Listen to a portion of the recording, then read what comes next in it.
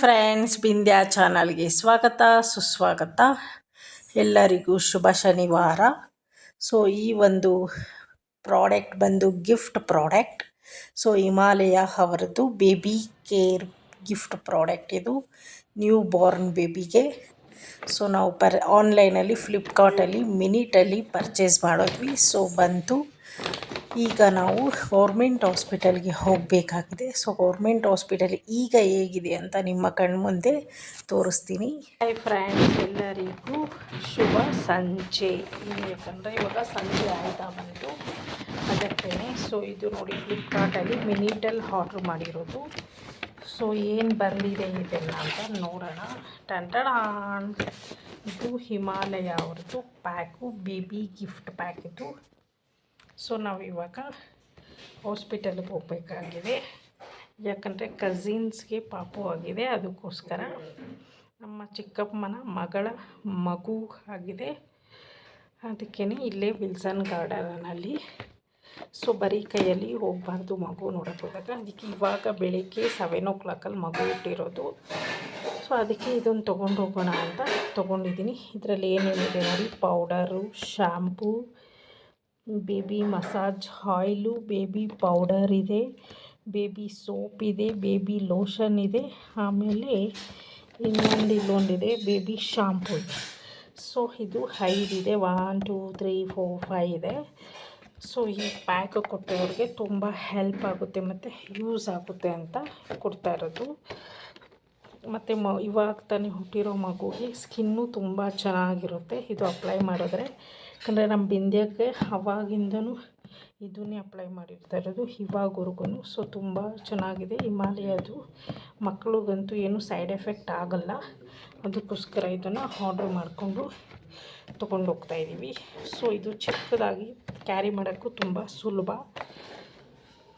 ಇವಾಗ Saturday, so ಮೂರ್ತಿಯವ್ರಿಗೂ Saturday leave ಅಲ್ವಾ. So ಅದಕ್ಕೆ ಹೋಗ್ತಾಯಿದ್ವಿ. ನೋಡಿ, ಇಲ್ಲಿ ಡಾಕ್ಟರ್ ಪ್ರೇ ಅಂತ ಹಾಕಿದ್ದಾರೆ. ಸೊ ನೋಡಿ, ಇದು ಗಿಫ್ಟ್ ಥರನೂ ಇದೆ, ಚೆನ್ನಾಗಿದೆ ಅಲ್ಲ. ಎಲ್ಲರದು ರೆಡಿ ಆಯಿತು, ಇವಾಗ ಹೊರಡಬೇಕು. ಸೊ ಊಟ ಮಾಡಿ ಹೊರಡ್ತೀವಿ. ಬ್ರೆಡ್ ತೊಗೊಂಡಿದ್ದೀವಿ.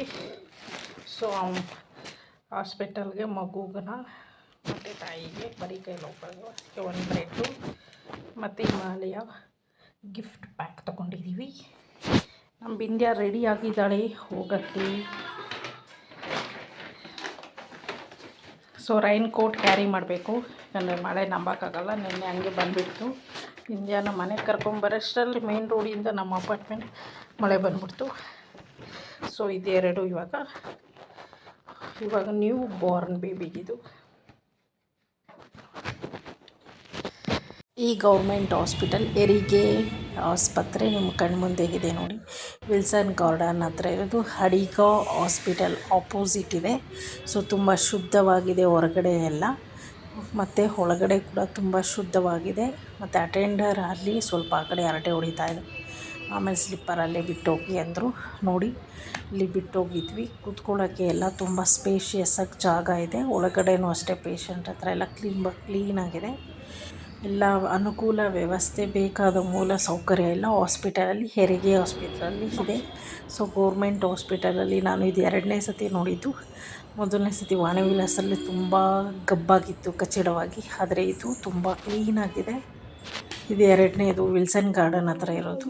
ಸೊ ನಾನು ಮಗುನ ತಾಯಿನ ಮಾತಾಡಿಸ್ಕೊಂಡು ಒಂದು ಗಿಫ್ಟನ್ನ ಕೊಟ್ಟು ನಾವು ಹೋಟೆಲ್ಗೆ ಬಂದ್ವಿ. ಈ ವಿಡಿಯೋ ನಿಮಗೆ ಇಷ್ಟ ಆದರೆ ಲೈಕ್ ಮಾಡಿ, ಶೇರ್ ಮಾಡಿ, ಪಕ್ಕದಲ್ಲಿರೋ ಬೆಲ್ ಐಕನ್ ಕ್ಲಿಕ್ ಮಾಡಿ. ನಾನು ಹಾಕೋ ಹೊಸ ವಿಡಿಯೋ ಎಲ್ಲ ನಿಮಗೆ ನೋಟಿಫಿಕೇಷನ್ ಮೂಲಕ ಬಂದು. ಬಿಂದ್ಯಾ ಚೋಲೆ ಭಟೂರ ಅಲ್ಲ, ಇದು ಮೂರ್ತಿಯವರಿಗೆ ಚೋಲೆ ಭಟೂರ. ಸೊ ಬಿಂದ್ಯಾ ಬಂದು ಮಸಾಲೆ ದೋಸೆ ಆರ್ಡ್ರ್ ಮಾಡಿದ್ದಾಳೆ, ನನಗೆ ಅಕ್ಕಿ ರೊಟ್ಟಿ. ಇವಾಗ ಪಾಪು ಬಾಣಂತಿನ ನೋಡಿಕೊಂಡು ಬಂದು ನಾವಿವಾಗ ಇಲ್ಲಿ ಲೈಟಾಗಿ ಹೊಟ್ಟೆ ಶೀತ ಆಯಿತು, ಊಟ ಮಾಡಿಕೊಂಡು ಹೋಗ್ತಾಯಿದ್ದೀವಿ. ಗೌರ್ಮೆಂಟ್ ಹಾಸ್ಪಿಟಲ್ ಬಗ್ಗೆ ನಿಮ್ಮ ಅನಿಸಿಕೆ ಅಭಿಪ್ರಾಯಗಳ ಕಾಮೆಂಟ್ ಮೂಲಕ ತಿಳಿಸಿ. ಯಾರಿಗಾದರೂ ಹತ್ತಿರ ವಿಲ್ಸನ್ ಗಾರ್ಡನ್ ಹತ್ತಿರ ಇರೋರು ಹೆರಿಗೆ ಆಸ್ಪತ್ರೆಗೆ ಹೋಗಬಹುದು. ತುಂಬ ಶುಚಿಯಾಗಿ